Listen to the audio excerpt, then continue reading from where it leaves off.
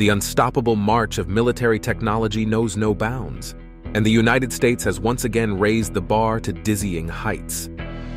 With the recent unveiling of the jaw-dropping enhancements made to the A10 Warthog, the airborne juggernaut that has left the world trembling in its wake, this upgraded Leviathan is poised to cement America's dominance in the skies and redefine the capabilities of 21st century aerial supremacy. What game-changing upgrades has the United States been up to, and to what end? Join us as we explore how the United States tests deadly laser weapons on the new Super A10 Warthog.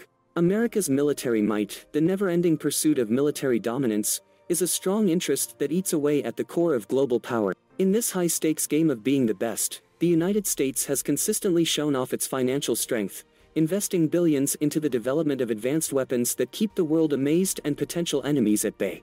For the nation that sees itself as the main supporter of freedom and democracy, having an arsenal of unmatched firepower is more than just a deterrent, it's a bold statement of firm determination. With the signing of the colossal $86.7 billion National Defense Authorization Act in 2022, President Biden demonstrated America's robust commitment to maintaining its military superiority, a substantial $389 billion fueling the insatiable appetite of the global arms industry that thrives on the perpetual specter of conflict. From esteemed firms like Lockheed Martin and Raytheon Technologies to the impressive endeavors of General Dynamics, these major corporations collectively wield a market value of $297.68 billion, their fortunes intricately entwined with the country's goal to be the strongest in the military. Yet, even as the United States shows off its financial strength, a worrying reality is appearing on the horizon. The once unchallenged superpower now struggles with the worrying possibility of its technological advantage getting weaker because of a rising China. Talks of worry spread through the halls of power as senior officials warn that China's fast progress in hypersonics, artificial intelligence, and digital expertise could push it past the US military in just 5 years. The Pentagon faces challenges like navigating tricky terrain while only looking in the rearview mirror, unaware of upcoming dangers. Bureaucratic rules, too much government oversight, and difficulty using private sector technology slow down the military's ability to change quickly. As the Biden administration plans its defense strategy, one big question stands out: how can the United States stay ahead of authoritarian rivals who quickly improve their military with help from industry and spying? The challenges are many, from the race to catch up with China and Russia in the realm of hypersonic weaponry to the shortage of essential AI skills within government ranks. The Pentagon's underestimation of software's importance and not enough investment in digital security make the hurdles it must overcome even harder. Amidst these tough obstacles, glimmers of hope appear. The collaboration between special operations forces and the private sector, as well as the quick development of protective vehicles during the Afghan and Iraqi conflicts, offer glimpses of what can be achieved when urgency and innovation come together. Yet, the long conflicts that have taken military priorities for 2 decades now represent a detour from the current focus on strategic competition with China. A feeling of being too comfortable, born from an era of unchallenged dominance, may have lessened the usual urgency needed to face a near-peer adversary like Beijing. In this high-stakes chess game of military strength, the United States finds itself at a crossroads. Will it gather the determination and innovative spirit to regain its technological edge? Or will it give in to the weight of its bureaucracy and the never-ending march of its adversaries? The answer may very well shape the balance of power on the global stage for generations to come. From helicopter gunships to groundbreaking aircraft innovation, the creation of regularly armed attack planes in the United States slowed down after World War II, with tactical aircraft designs mainly focused on delivering nuclear weapons using fast platforms like the McDonnell F-101 Voodoo and Republic F-105 Thunderchief. As the U.S. military entered the Vietnam War, it relied on the Korean War-era Douglas A-1 Skyraider as its main ground attack aircraft. While the A-1 Skyraider had a significant payload and loiter time, its propeller-driven design made it vulnerable to ground fire, resulting in the loss of 266 aircraft in Vietnam, primarily due to small arms fire.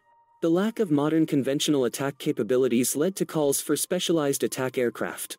In June 1961, Secretary of Defense Robert McNamara directed the USAF to develop 2 tactical aircraft, one for long-range strike and interdiction and the other for fighter-bomber missions. The former became the General Dynamics F-111 Aardvark, while the latter was based on the U.S. Navy's McDonnell Douglas F-4 Phantom II. Despite the Phantom's success as a fighter, its short flight time and high costs posed significant challenges. Following a review of its tactical force structure, the USAF sought a low-cost aircraft to complement the F-4 and F-111. Initially considering the Northrop F-5 with air-to-air capability, a 1965 cost-effectiveness study shifted focus to the more affordable A-70 variant of the LTV A-7 Corsair II.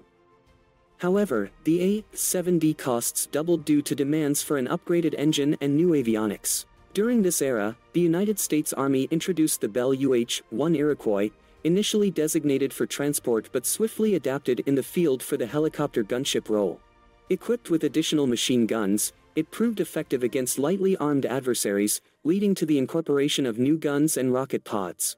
Subsequently, the Bell UH-1 Cobra emerged as an attack helicopter armed with long-range BGM-71 tow missiles capable of targeting tanks beyond the range of defensive fire.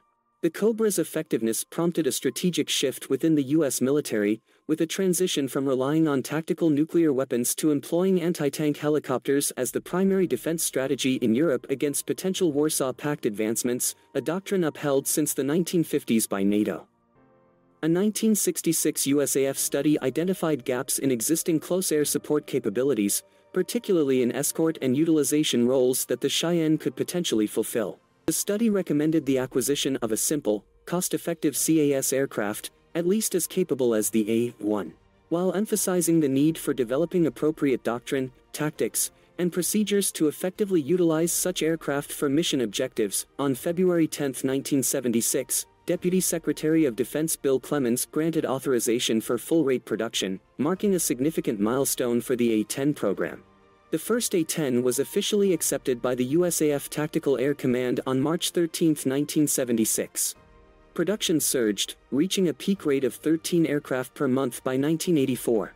A total of 715 aircraft, including 2 prototypes and 6 development aircraft, had been delivered. Initially, the planned service life of the A-10 was set at 6,000 hours. However, during initial fatigue testing, issues arose when testing failed at 80% capacity. A small design reinforcement was swiftly implemented to address this, allowing the A-10 to pass fatigue tests successfully. As 8,000 flight-hour service lives became more common, fatigue testing was adjusted accordingly, with a new target of 8,000 hours. Subsequent fatigue testing under Spectrum 3 conditions initiated in 1979 revealed the need for more significant reinforcement. Production changes were implemented, including increasing the thickness of the lower skin on the outer wing panels and performing cold work at specific wing stations. Further modifications were introduced with later production aircraft to address ongoing fatigue issues, including increasing the thickness of the lower skin on the center wing panel.